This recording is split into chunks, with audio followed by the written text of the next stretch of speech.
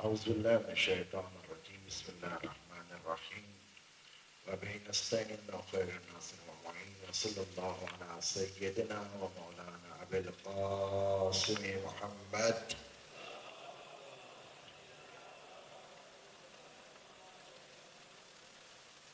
قال الله تعالى في القرآن المجيد والفرقان الحميد وقوله الحق شهر رمضان الذي أنزل فيه القرآن هدى للناس وبينات من الهدى والفرقان. یہ بہترین اور اللہ تعالیٰ کی مخلوق گھڑیاں جو تمام تر سال کے مہینوں سے جدا ہیں، جن کی عظمت زیادہ، جن کے اندر برکتیں زیادہ، رحمتیں زیادہ، اور اللہ تعالیٰ اس کے اندر بہانے تلاش کر رہا ہے کہ میں بخشوں، اور یقیناً ہم لوگ خدا کی بخشش حاصل کرنے کے لیے تگ و دو کر رہے ہیں.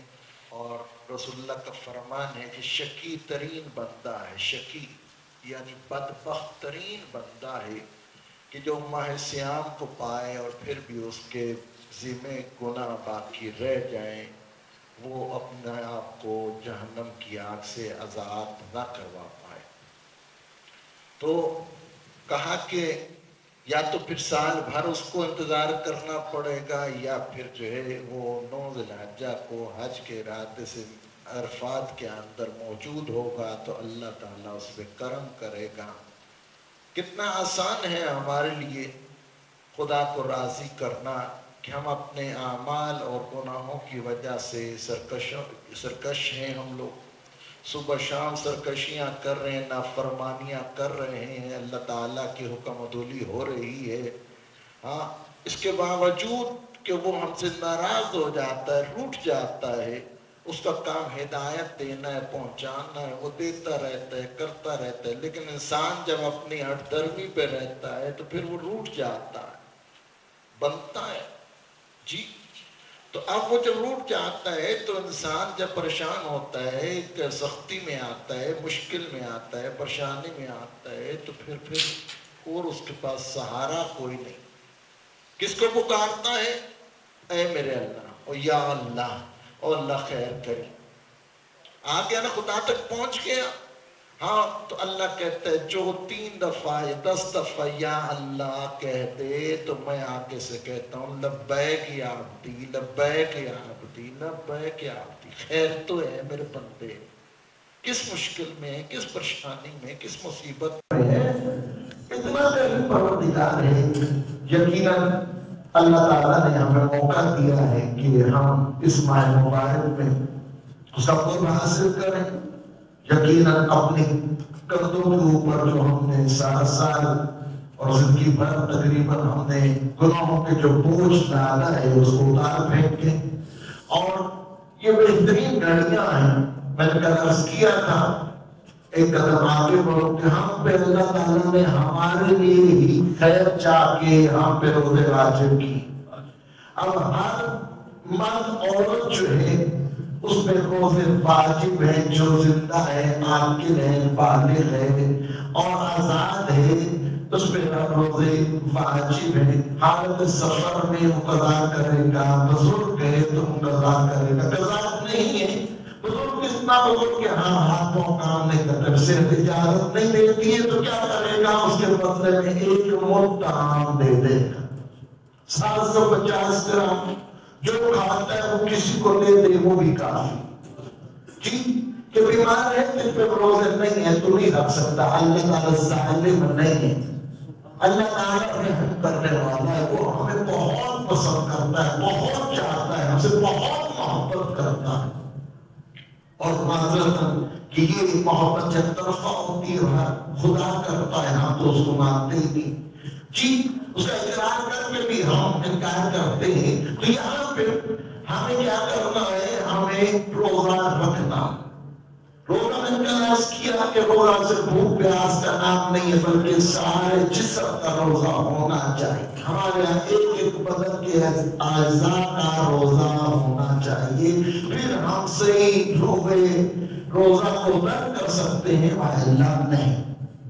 تو یہ روزہ کب تک رہے رہے گا جب تک ہم کوئی ایسا کام نہیں کریں گے جو روزے کو باطل کر دینے والا ہے۔ جی کون سی چیزیں جو روزے کو باطل کرتی ہیں؟ سب آپ نے محمد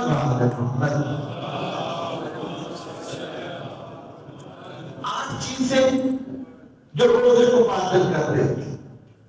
ہم جو روزہ سحری کے وقت رکھتے ہیں اور مغرب تک ہم لے کے آتے ہیں، یہ اگر یہ سالم رہ گیا ان چیزوں سے تو ہمارا روزہ ٹھیک ہے، وَإِلَّا ہمارا روزہ جو ٹوٹ جائے گا۔ جان بوجھ کے عمل کریں گے تو کفارہ واجب ہو جائے گا۔ آج کل عصیت کا کفارہ کیا ہے؟ یا پھر اگر انجانے سے ہو گیا تو پھر کچھ بچت ہے اس کے اندر۔ جی جلدی سے سب سے پہلے جو ہے روزہ کس چیز سے ٹوٹے گا؟ کوئی بھی چیز اگر آپ کھا لیتے ہیں یا پی لیتے ہیں تو روزہ ٹوٹ جائے گا۔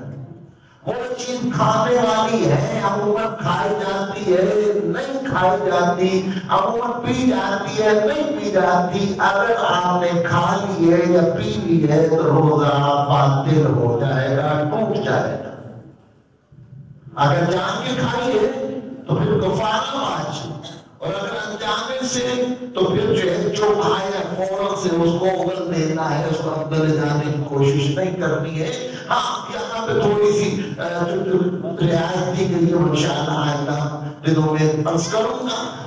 نہ کھانا ہے نہ پینا ہے، اور اس کے بعد جو ہے کہ کسی انسان کے ساتھ غیر انسان کے ساتھ حلال طریقے سے اور حرام طریقے سے جس طرح بھی اگر جمع کیا گیا ہے، چاہے جو بھی کیفیت غسل واجب ہو جاتا ہے، اس کا روزہ ٹوٹ جائے گا۔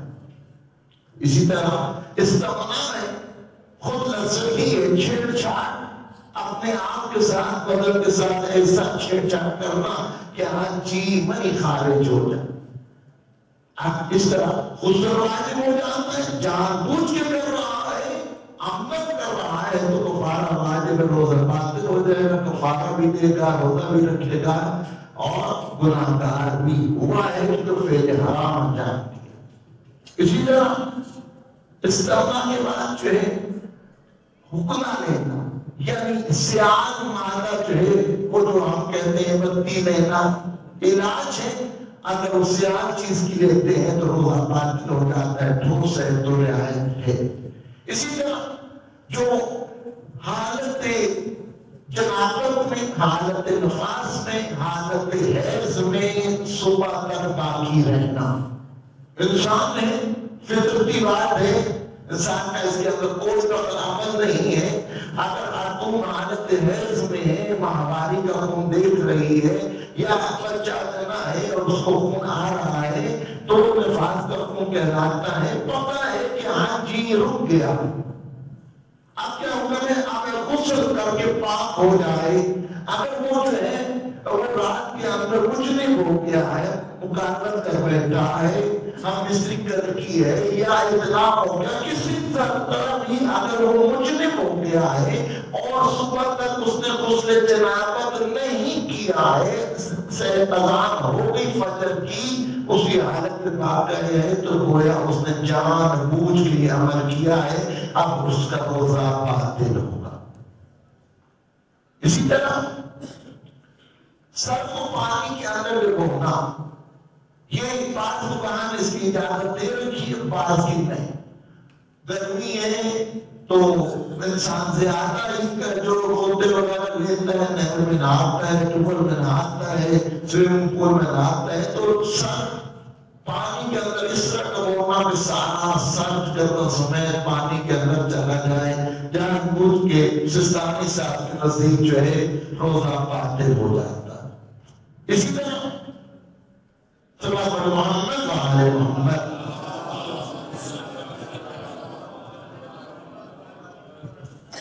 یہ ساری چیزیں۔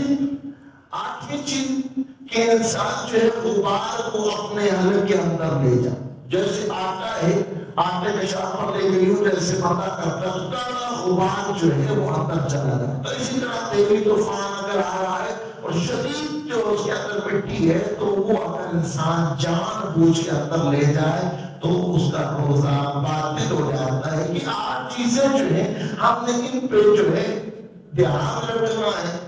عمدن ایسا نہیں کرنا. صحابہ اگر ایسا ہو جائے بھولے سے جو ہے غیر اختیاری طور پہ اگر ایسا ہو جائے تو پھر بچت ہے اللہ ہمارا روزہ جو ہے وہ باطل ہو جائے گا. اور اگر جان کے کیا ہے تو کفارہ کا عرض کیا تھا کہ 60 روزے ایک روزے کے بدلے میں رکھنے پڑیں گے, نہیں رکھ سکتا تو 60 مسکینوں کو کھانا کھلانا ہے, نہیں رکھ سکتا تو پھر ایک غلام آزاد کرے گا. تمہارا کسی ایک جو کفارے کا انتخاب اسی کے سر ہوگا, جو مرضی وہ کرے, لیکن یہ ایک روزہ کو اس طرح توڑے گا اس کے بدلے میں. یہ وہ اس کے لیے بھی جو روزہ نہیں رکھتا ہے جہاں پوچھ پروردگار سے دعا ہے پروردگار ہماری عبادات کو قبول فرمائے, اس کے بدلے میں اجر کثیر عطا فرمائے. اے پروردگار ہماری عبادات کو نہ دیکھ اپنے رحمت کے صدقے میں ہمارے اوپر اپنے رحمت نازل فرما. اے پروردگار ہمارے کبیرہ صغیرہ گناہوں کو معاف فرما, ہمارے والدین کی کبیرہ صغیرہ گناہوں کو معاف فرما. اے پروردگار جو پریشان عالم پریشانیوں کو دور فرما, جو تنگس سے تجارت عطا فرما, جو بے اولاد نرینہ عطا فرما. اے پروردگار جن کو اولاد دے رکھی ہے تو لعن عطا فرما. اے پروردگار ہر طرح کی نظر بد سے محفوظ فرما, شر شیاطین, حاسدین, منافقین, جن ان سے محفوظ فرما. اے پروردگار سیرت محمد وآل محمد سیکھنے سمجھنے اور اس پر عمل کرنے کی توفیق عطا فرما. اے پروردگار حج بیت اللہ کی سعادت نصیب فرما, قبر زیارت امام حسین نصیب فرما. اے پروردگار دیدار آئمان کی قبول جتنی بھی ہے جہاں بھی ہے پروردگار اپنی آنکھوں سے اسی زندگی میں جا کے دیکھ کیا ہے. پروردگار ہم سب کو یہ شرف عطا فرما. امام زمانہ کا دیدار کرنے کی توفیق عطا فرما, ان کے قدموں میں شہادت کی موت نصیب فرما. اے پروردگار معرفت امام زمانہ نصیب فرما. اے پروردگار تو کریم ہے, محمد وآل محمد کی شفاعت نصیب فرما. ربنا تقبل منا انک انت السمیع العلیم بحق محمد وعترۃ الطاہرین. اپنے مرحومین کے لیے, ادارہ منہاج حسین کے معاونین جو اس دنیا سے جا چکے ہیں ان کے لیے, اور تمام مومنین مومنات کے لیے جن کے لیے کوئی فاتحہ پڑھنے والا نہیں ہے, ایک دفعہ سورۃ فاتحہ, 3 دفعہ سورۃ اخلاص کی تلاوت.